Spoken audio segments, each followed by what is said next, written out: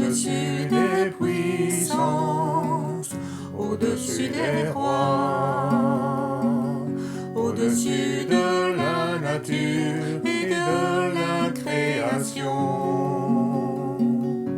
au-dessus de tous les plans des hommes sages.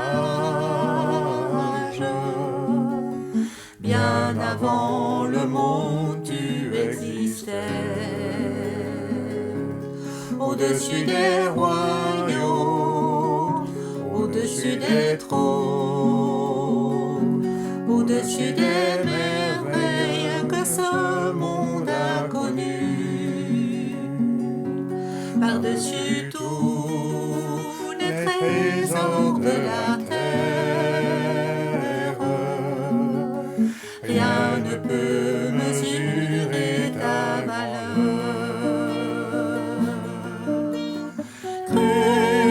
Crucifié, seul abandonné, tu as souffert, méprisé, rejeté, telle une rose foulée sous nos pieds. Tu m'as sauvé, tu m'as aimé, par-dessus tout. Crucifié, seul abandonné, tu as souffert, méprisé, rejeté, telle une rose foulée sous nos pieds. Tu m'as sauvé, tu m'as aimé, par-dessus tout.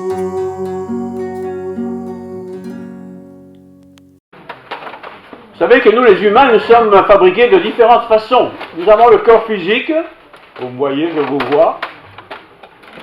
Nous avons le corps moral, intellectuel, ce qui fait un peu l'âme. Les animaux n'ont pas d'âme.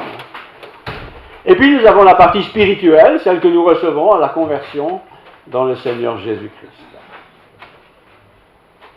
La question de ce matin que j'aimerais développer, c'est est-ce que mon âme prospère? Ou bien est-ce que mon âme est toujours au même stade que le jour où j'ai donné ma vie au Seigneur? Le jour où j'ai dit au Seigneur, voilà, je crois en toi, je crois que tu es mort pour moi, je veux vivre selon ta volonté. Est-ce que mon âme, dans cette partie-là de notre être, prospère? Que dit-on de nous? Que dit mon épouse de moi? Qu'est-ce que moi je dis de mon épouse? Que disent mes enfants? Que disent mes parents? Que disent mes voisins? Que disent les frères et sœurs dans l'église? Que dit-on de moi? Toujours le même. Il râle tout le temps. Toujours le même. Il est toujours marrant. Toujours le même. Pas toujours de Jésus. Est-ce que je prospère? Quelle est ma réputation? Au travail, dans la société. Qu'est-ce que les gens disent de moi? Qu'est-ce que l'on colporte sur moi? Ah, celui-là, celui-là. Qu'est-ce qu'on colporte sur moi? La troisième lettre de l'épître de Jean est très instructive à ce sujet. C'est une lettre très courte, mais ce n'est pas parce qu'elle n'est pas courte, il n'y a que 15 versets, qu'elle n'est pas intéressante, bien au contraire. Cette lettre de la troisième épître de Jean s'adresse à un cher monsieur qui s'appelle Gaius, c'est son nom, Gaius. Et j'aimerais vous lire quelque chose le concernant. Donc, troisième épître de Jean. J'ai écrit quelques mots à l'église, mais Diotrephe, c'est le nom d'une personne, qui aime à être le premier parmi eux, ne nous reçoit point. Une église où le premier, celui qui pense être le premier, ne reçoit pas les prédicateurs, les évangélistes, les fondateurs de l'église. C'est pourquoi, si je vais, quand j'irai dans cette église, il n'y a pas de vélo ni de voiture, ça prend du temps, c'est pourquoi si je vais, je rappellerai les actes qu'il commet. C'est pas toujours simple dans les églises. Vous savez, il y a souvent de l'embrouille. C'était déjà comme ça au début du christianisme. C'est pourquoi si je vais, je rappellerai les actes qu'il commet. Tu as fait des choses bien, tu n'as pas fait des choses bien. Je vais rappeler cela. En tenant compte, ce qu'il veut dire, en tenant contre nous, des méchants propos. C'est pas nouveau, hein, les méchants propos. C'était déjà comme ça. Il y avait des méchants propos, des choses qui n'étaient pas vraies en fait, ou qui étaient méchants. Non content de cela, il ne reçoit pas les frères. Ah, qu'est-ce qu'il reçoit alors? Et ceux qui voudraient le faire, ils les ont empêchés et les chassent même de l'Église. Ah ben dites donc. Bien-aimés, n'imite pas le mal. Donc, n'imite pas ce que je viens de lire en quelque sorte. N'imite pas le mal, mais imite le bien. Fais le bien. Celui qui pratique le bien, je lis, attention, celui qui pratique le bien, pratiquer c'est pas être une fois bon de temps en temps, celui qui pratique le bien est de Dieu. Celui qui fait le mal n'a point vu Dieu. Voilà le sujet de ce matin que j'aimerais un peu développer avec vous. Et ma question d'entrée, synthèse, que disent les gens de nous? Il faut être honnête, il faut se parler à soi-même. Que disent les gens de nous? Qu'est-ce qu'ils pensent de nous? Qu'est-ce qu'ils racontent sur nous? Quelle est ma réputation? À l'église, ça va, on ne se critique pas trop. Mais au travail, quelle est ma réputation? À l'école, quelle est ma réputation? Dans le quartier où j'habite, quelle est ma réputation? Qu'est-ce qu'on dit de moi? Qu'est-ce qu'on pense de moi? Qu'est-ce qu'ils ressentent quand ils me voient? Qu'est-ce qui colle porter à mon sujet?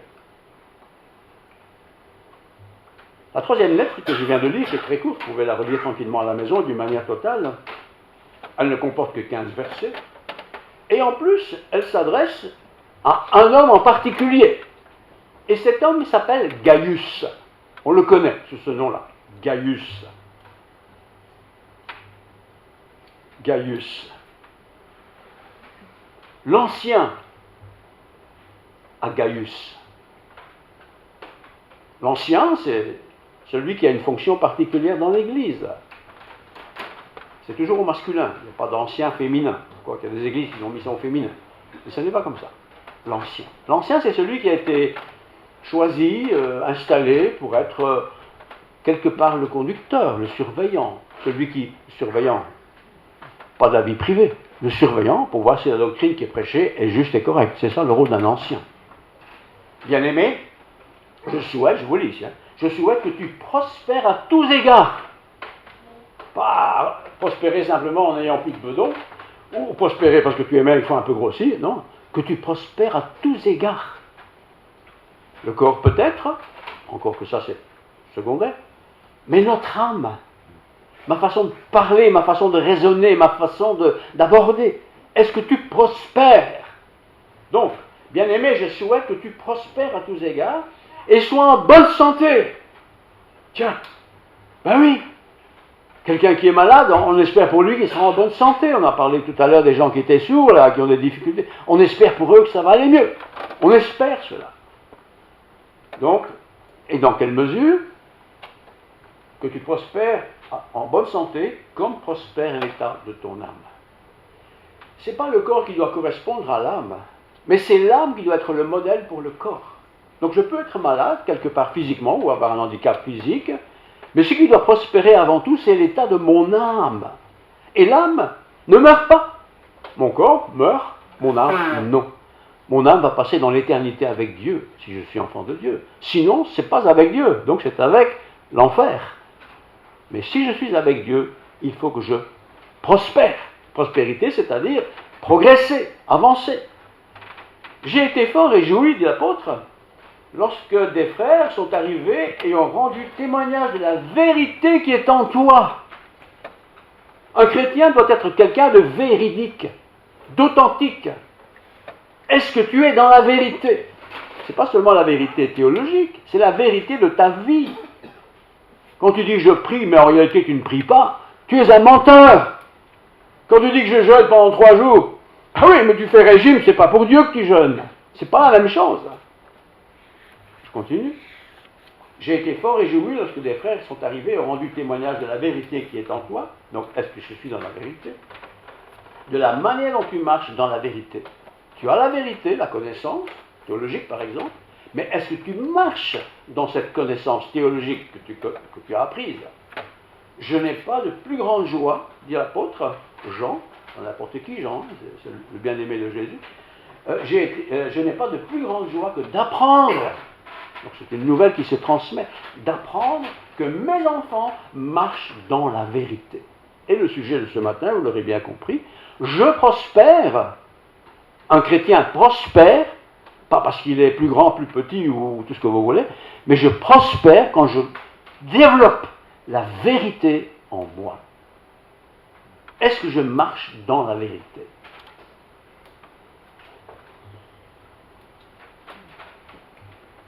Le livre des Actes, pour éclairer cela, dit ceci, je vais vous le lire. Acte 19, chapitre 19, verset 20. Voilà. C'est ainsi que la parole du Seigneur, on est au début de l'Église là, c'est ainsi que la parole du Seigneur, vous pouvez lire tout le texte un peu avant, c'est ainsi que la parole du Seigneur croissait, grandit, en puissance et en force. Un chrétien devrait tous les jours, semaine, un mois, un an, tous les jours progresser en puissance et en force. Il ne s'agit pas de muscles ici, hein, mais avoir une vie puissante et force dans le Seigneur.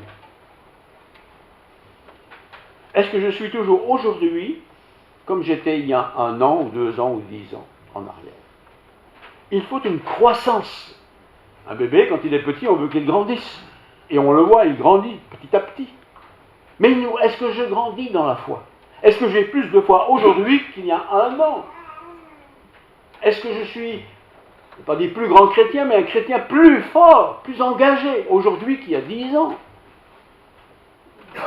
Si c'est vrai, ça doit se voir. Au début de sa vie chrétienne, bien sûr, nous tous, on est un peu timides. On est enthousiaste parce qu'on a rencontré le Seigneur. On est enthousiaste parce qu'on est dans la joie. Mais très vite, ça s'estompe, ça. Il faut de l'entretien. Un entretien qui développe. Si aujourd'hui, je suis toujours comme il y a 10 ans, quand je parle, avec mon vocabulaire, mes gestes, mes mots et tout ça, mon caractère, je ne progresse pas. Il faut que je progresse. Je dois dompter mon caractère. Je dois l'orienter, ce caractère. Je dois le nourrir, ce caractère. Bien sûr, par la parole de Dieu. Il faut que tu croisses. Il faut que tu apprennes l'hospitalité, par exemple. L'hospitalité, aujourd'hui, c'est plus trop à la mode. On a tous des maisons et tout ce qu'il faut. Mais à l'époque, les gens vivaient sur des tentes. C'était pas toujours très commode. Donc l'hospitalité était très pratiquée. Mais ce n'était pas seulement pour être à l'abri de la pluie, c'était aussi pour être ensemble. On exerce l'hospitalité. On met de côté les activités du jour pour parler des choses de la vie, certainement, mais aussi des choses de Dieu. L'hospitalité. Dans les pays, certains pays, l'hospitalité, c'est classique. Hein. Les portes sont toujours ouvertes. Chez nous, les portes sont toujours fermées. Et même, on ne les ouvre plus. On n'a pas envie d'être embêté. La télévision est là, c'est elle qui parle. Je n'ai pas envie d'avoir des visites aujourd'hui. Non, je n'ai pas le temps pour vous. L'hospitalité. Troisième épître de Jean, très important, c'est le centre de ma méditation d'ailleurs. Je vous lis 3 Jean 1, 8. L'ancien Agaius, bien-aimé que j'aime dans la vérité. Vérité, retenez ce mot. Bien-aimé, je souhaite que tu prospères à tous égards. Prospérité à tous égards. J'ai été fort réjoui lorsque des frères sont arrivés et qui ont rendu témoignage de la vérité. Bonne nouvelle. On parle de toi, mais c'est bien, c'est positif, c'est constructif, c'est élévatif. Est-ce qu'on parle comme ça de moi? Je n'ai pas de plus grande joie, dit l'apôtre Jean, que d'apprendre que mes enfants, les enfants ici, ce n'est pas ces enfants physiques, c'est les enfants spirituels, que mes enfants marchent dans la vérité. Est-ce que je marche dans la vérité? Est-ce que ma vie de chrétien est véridique? Est-ce que je ne fais pas croire que? Je prie 3 heures par jour alors que je ne prie même pas une fois par semaine. C'est du mensonge. Est-ce que je marche dans la vérité? Bien-aimé, je lis maintenant, tu agis fidèlement dans tout ce que tu fais pour les frères. Tu agis fidèlement dans tout ce que tu fais pour les frères. Sous-entendu les sœurs aussi, évidemment. Tout ce que tu fais, ça m'encourage. Même pour des frères étrangers. Les frères étrangers ici, c'était des frères qui n'étaient pas du pays, j'imagine, ou simplement des frères qui avaient peut-être une foi un peu différente. Lesquels ont rendu témoignage. Donc ces frères en question, les autres quoi? Ils ont rendu témoignage de quoi? En présence de l'Église, c'était même pas en cachette, ils ont témoigné de ton amour. En présence de l'Église. Tu feras bien, d'ailleurs, de pourvoir à leur voyage d'une manière digne de Dieu. Ce sont des gens qui circulaient, c'était les prédicateurs itinérants, si vous voulez. Ils visitaient les églises, c'était des groupes de chrétiens dans leur maison. Et bien sûr, là, ils visitaient les gens qu'ils avaient déjà connus. Et on racontait ils racontaient leurs histoires. Et c'était constructif. C'est plus dans l'air du temps aujourd'hui d'aller se voir les uns les autres, parce que parfois on exagère, on n'a pas besoin d'être là tous les jours non plus. Hein. Il y a le téléphone, il y a tout ça. Mais prendre des nouvelles des uns et des autres. Tiens, il y a quelqu'un que je n'ai pas vu depuis longtemps là à l'église. Qu'est-ce qui se passe? Il est malade? Peut-être qu'il va lui dire bonjour. Peut-être découragé, peut-être submergé de travail, je ne sais pas. Allez voir! Peut-être qu'il n'est plus très croyant là, peut-être il est dans la misère. Je vais aller le voir, je vais lui téléphoner. Mais pas seulement téléphoner. Physique, c'est mieux que simplement le téléphone. Nous devons donc accueillir. Donc, il y a moi qui vais, mais il y a aussi ceux qui viennent. Nous devons donc accueillir de tels hommes afin d'être ouvriers avec eux pour la vérité. On n'est pas là simplement pour boire une tasse de café ou boire un verre. On est là pour être ensemble et parler de Dieu, parler de la communion fraternelle, parler de la foi, de l'engagement, du pourquoi on ne te voit plus à l'église, par exemple. Tiens, voilà, c'est ça. Important. J'ai écrit quelques mots à l'église. Déjà à l'époque. Hein. C'est les gens qui disent ça, c'est pas n'importe qui, Jean. J'ai écrit quelques mots à l'église. Mais, Diotrephe, après Diotrephe, hein, qui aime à être le premier parmi eux, ne nous reçoit pas. Il y a des gens qu'on n'a pas envie de voir, il y a des gens qu'on ne veut pas voir, et il y a des gens qui se font toujours voir. Où suis-je? Quand je ne vois pas quelqu'un dans l'église depuis 2-3 dimanches, c'est pas parce qu'il est venu dimanche passé qu'il faut aller téléphoner, alors tu n'es pas bien, tu râles ou quoi? Non, c'est pas ça. Mais ça fait 3-4 dimanches que je ne l'ai pas vu cette personne. Qu'est-ce qui se passe? Elle est malade, elle est décédée peut-être, je ne sais pas. Prenons des nouvelles les uns des autres. Pas tout le temps, pas tous les jours. Pas en encombrant toute la vie des uns et des autres. C'est pourquoi je vous rappellerai, c'est quand même très fort ce que dit l'apôtre Jean. Hein.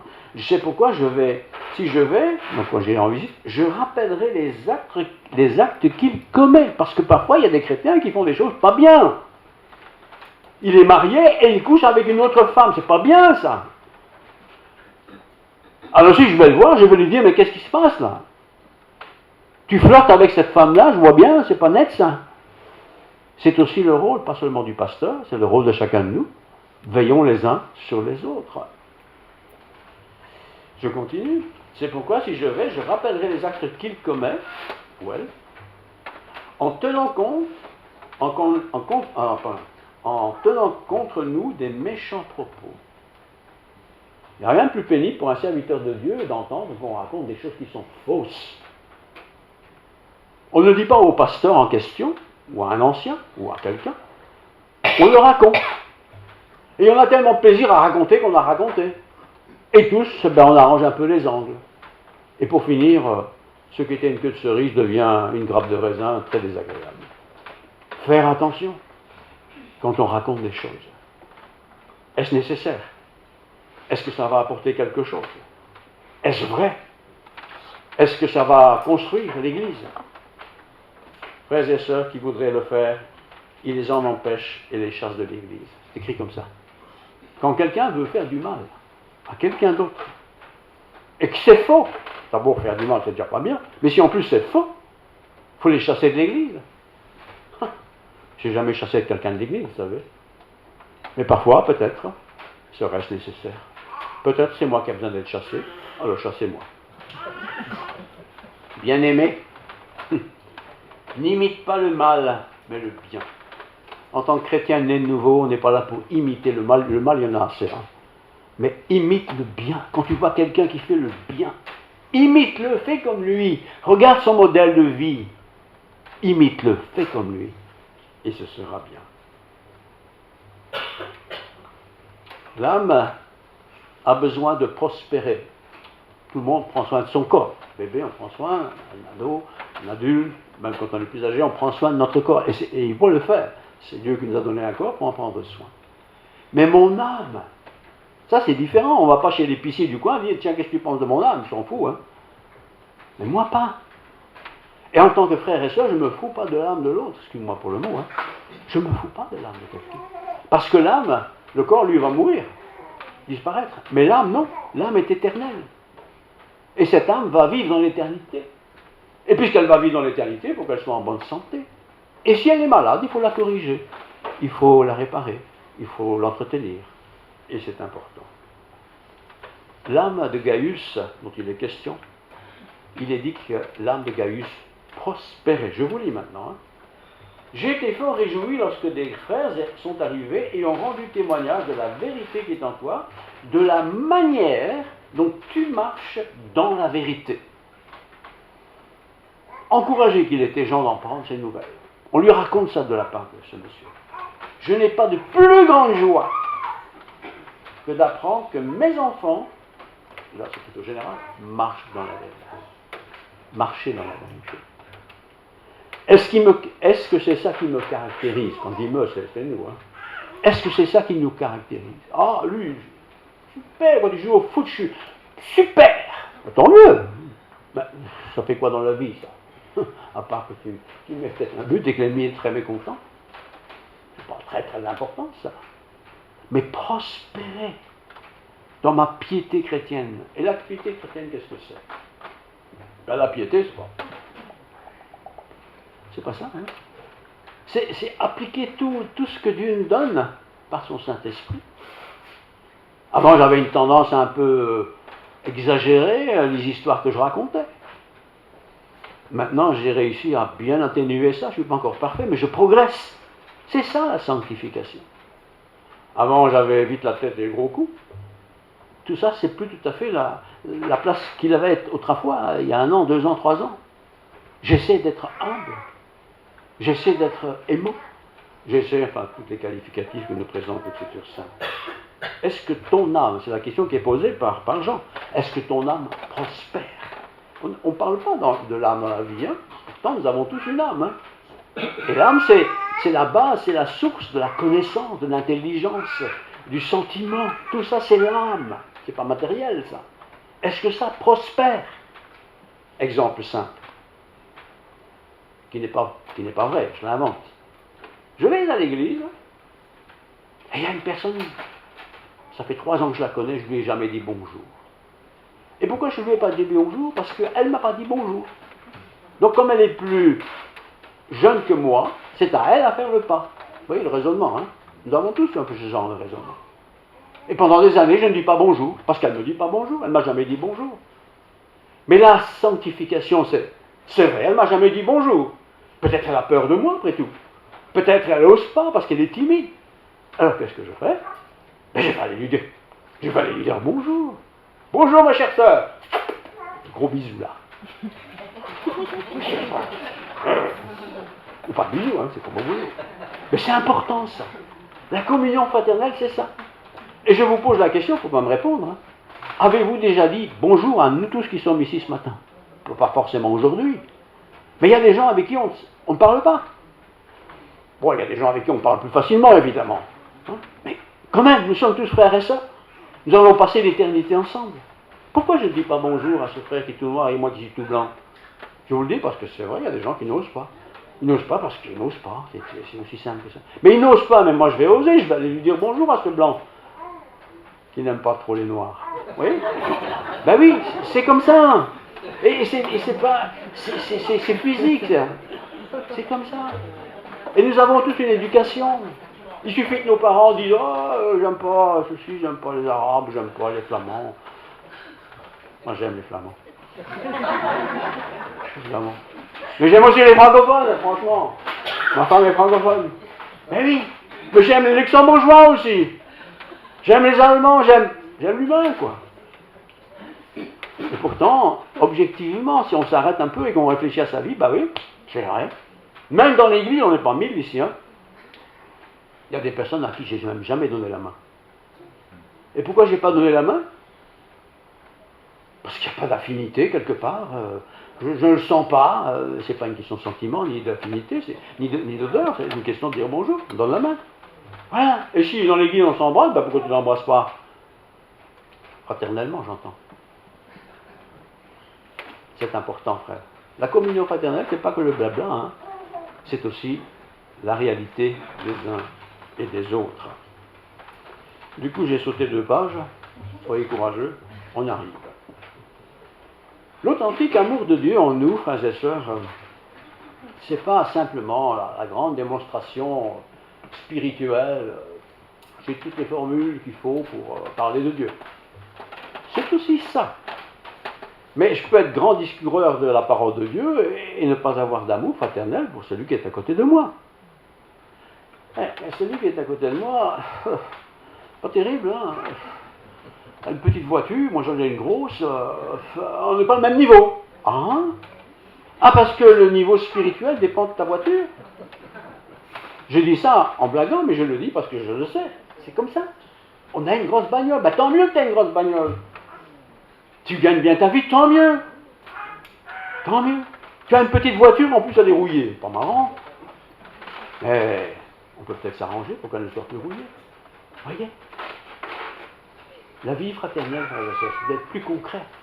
Et surtout pas s'engager dans une voie où on dénigre l'autre. Oh, eux, tu sais, pas terrible. Ah bon? Tu loges chez eux, tu les connais? Ah ben non, mais ça se voit. Ah, ça se voit. Ah ben dites donc. C'est comme ça qu'on parle, vous savez. Mais évidemment, on ne dit pas de celui à qui on pense, ça se voit, on ne dit pas ça. Mais on le dit à d'autres, qui vont leur tour le penser. C'est offensant. C'est offensant qu'un jour quelqu'un entende dire que de lui on dit ceci et cela. C'est offensant.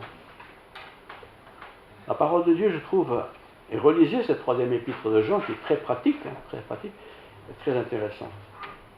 L'authentique amour de Dieu en nous, frères et sœurs, ne peut pas rester invisible. Je ne peux pas dire d'un côté, moi je suis croyant, je prie tous les jours, je lis ma Bible, je vais à l'église. On ne peut pas dire ça s'il n'y a pas une communion avec les chrétiens, au moins que je connais, dans la communauté où je suis. Alors réfléchissez un coup. Dans la communauté ici, parlons même pas des autres communautés, est-ce que j'ai déjà, pas aujourd'hui, dans les semaines, dans les mois, est-ce que j'ai déjà été dire bonjour à cette femme-là, qui est au 3e banc, qui est toujours pressée de partir? Est-ce que j'ai déjà été lui dire bonjour? Non, on n'est pas du même rang. Ah, on n'est pas du même rang, comment ça? Tu vois bien. Moi je vois rien. Bon, je n'ai qu'un œil, je vois rien. Pourtant elle aime Dieu, tu aimes Dieu, vous êtes du même camp. Pourquoi tu as du mépris? Parce que dans l'église, il y a des gens qui ne sont pas croyants, pas des nouveaux, qui sont dans l'église parce qu'ils se plaisent bien. Et tu ne les parles pas, tu ne bavardes pas un peu avec eux, avec elle, avec lui. La communion fraternelle, c'est pas simplement bien s'entendre avec les gens avec qui on s'entend toujours. Toute la vie chrétienne parle toujours avec les mêmes personnes. Et pourtant, il y a une partie des personnes avec qui j'ai même peut-être jamais dit bonjour. C'est pas juste. On n'est pas 10 000 ici, hein. Même si on était 10 000, on pourrait faire le tour quand même. Verset 6, je vous le lis encore une fois. Je vous le relis.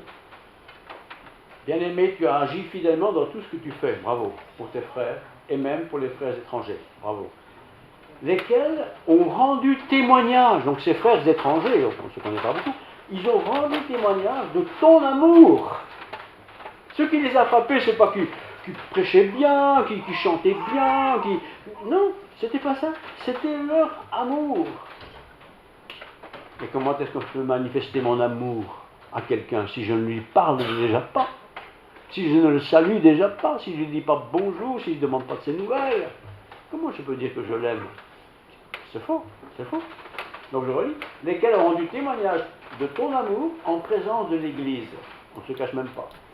Tu feras bien de pourvoir à leur voyage, on voit que c'était des missionnaires, je suppose, d'une manière digne de Dieu.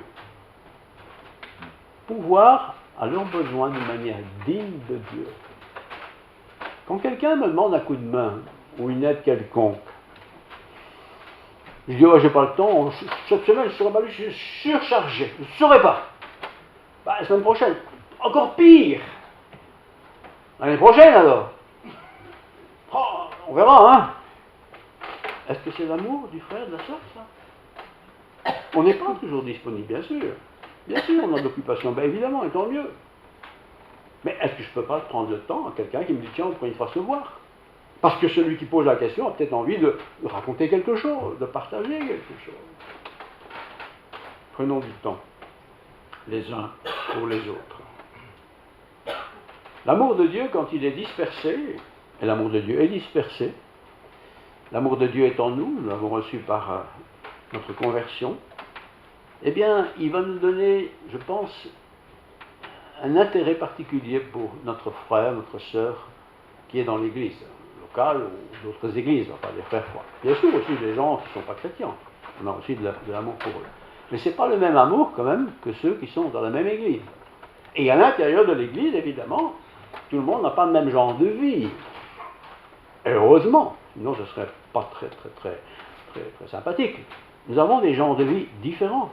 Les uns sont des bureaucrates, les autres sont présidents de société, d'autres sont encore autre chose, qu'importe, d'autres sont des travailleurs. Tout le monde doit être là, c'est très bien. Mais je dois avoir de la considération pour tout le monde. Alors, posons-nous la question, on dit bien nous, hein, est-ce que j'ai déjà parlé avec tout le monde dans l'église? Pas le même jour, évidemment. Est-ce que je vais toujours chez la même personne? Parce qu'elle est sympa, elle m'écoute et on raconte, et voilà. Mais, celui qui est au 3e banc, là, ou au 5e banc, 7e banc, tu as déjà parlé? Bah non, mais non, non. Bah parle avec lui une fois, ou avec elle. Peut-être vous avez des affinités, peut-être vous avez des atomes crochus dans votre façon de vivre, etc. Et ça pourrait vous aider à aimer davantage encore ce frère et cette sœur. Aimez-vous les uns les autres, c'est pas simplement une formule. Oui, aimez-vous, bien sûr, on s'aime, mais si on ne se parle pas, on ne s'aime pas beaucoup. Hein. Quand on s'aime, on se parle. On s'intéresse à l'autre, on se préoccupe de l'autre. Alors, l'épître de Jean, 3e épître. J'ai écrit quelques mots à l'église, mais Diotrephe, pas sympa pour Diotrephe, qui aime être le premier parmi eux, ne nous reçoit point. Incroyable ça. Dans l'église, il y avait quelqu'un qui était un peu un chef. Je ne sais pas s'il était ancien, je ne le dis pas, je ne sais pas. Hein. Mais il aimait être le premier. C'est lui qu'on doit saluer, quoi. C'est pas bien. Tout le monde a le droit d'être salué dans une église, tout le monde. Certains ne veulent pas trop saluer parce qu'ils sont timides, ils n'osent pas, ils veulent être discrets. Pas de problème, on respecte tout ça. Et d'une manière générale, un chrétien, une chrétienne, il est dans la famille de Dieu, c'est notre famille. Comme notre famille physique, c'est notre famille spirituelle. J'ai écrit quelques mots à l'église de Diotrephe, pauvre Diotrephe ce matin, qui aime à être le premier parmi eux, ne nous reçoit pas. Il ne reçoit même pas les missionnaires. Pourquoi? Parce que peut-être ces missionnaires vont leur tirer les oreilles. À l'intérieur d'une communauté, on ne va pas trop oser faire des choses, ni dire des choses, mais un étranger peut se permettre, et c'est ça qu'il voulait éviter. C'est pourquoi, si je vais, dit l'apôtre Jean, donc si je vais vous visiter un jour, je vous rappellerai les actes qu'il commet, cette personne qui ne reçoit pas. Je vais lui rappeler ça, que tu dois recevoir les Luxembourgeois. Tu dois recevoir les Flamands. Tu dois recevoir les Français. Tu dois recevoir les femmes, les hommes. Tu dois recevoir les Noirs, les Blancs. Tu dois les recevoir comme chacun. Pas de différence.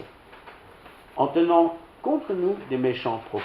Attention aux méchants propos que l'on tient envers quelqu'un. Parce que ceux qui entendent ces méchants propos croient que c'est vrai. Parce que celui qui dit, il a l'air tellement vrai. Mais c'est peut-être tout à fait faux. Ou peut-être qu'il a mal compris, ou peut-être qu'il ne sait pas. On n'est pas là pour commérer. Il ne reçoit pas les frères. Bon, les frères ne savent peut-être pas où il habitait d'ailleurs. Hein. Et ceux qui voudraient le faire, il les en empêche et les chasse même de l'église. Tout ça se voit tous les jours dans toutes les églises du monde. Il ne faut pas qu'il en soit ainsi chez nous. Aimons-nous, frères et sœurs, les uns les autres. Gaius avait une âme qui prospérait. Son âme donc, grandissait dans la foi. Et pourquoi prospérait-elle? Tout simplement parce qu'il agissait fidèlement dans toutes ces petites choses de la vie courante. Si je veux grandir dans la foi, frères et sœurs, il faut aussi que ma vie relationnelle avec les autres frères et sœurs de la communauté dans laquelle je suis soit bien utilisée. Aimons-nous les uns les autres. Et il ne s'agit pas maintenant de sortir de l'église, oh mon frère, ma soeur. On le fait avec ceux qu'on aime beaucoup, hein. Mais il y a d'autres, on ne donne jamais la main. Ne soyons pas comme ça. Prions. Père Céleste, merci pour ta parole, oh, cette belle lettre qui fait une éloge particulière à ce personnage, Gaius, bien-aimé, qui aime dans la vérité. Nous avons son témoignage, et ça nous réjouit. Nous avons aussi le témoignage d'autres personnes, qui sont peut-être décédées maintenant. Et nous avons aussi le témoignage de personnes présentes, ou qui ont été présentes il n'y a pas longtemps, et de laquelle on a peut-être dit des choses pas bien, alors que nous reconnaissons ce qui n'était pas bien. Confessons-le, Seigneur. Nous avons besoin d'être dans la pureté, dans la sainteté, dans nos dialogues, dans nos pensées, dans nos relations les uns avec les autres. Et si nous avons mal fait, donne-nous le courage d'aller trouver la personne à qui on a du mal. Même si c'est il y a longtemps. Le mal a été dit. Et le mal, s'il n'est pas réparé, entretient sa négativité. Il ne faut pas qu'il en soit ainsi. Seigneur, aimons-nous les uns les autres, c'est ce que tu nous demandes. Et nous voulons à notre tour réfléchir à notre propre vie, à notre propre relation avec nos frères, nos sœurs, bien sûr, que nous connaissons, mais aussi avec ceux que nous ne connaissons pas beaucoup, et avec qui nous avons des difficultés parfois de nous attacher. Seigneur, merci pour ce moment béni que nous venons de vivre. Que toute la journée soit un moment béni pour nous tous. Que toute gloire te revienne. Je te prie ça au nom de Jésus. Amen.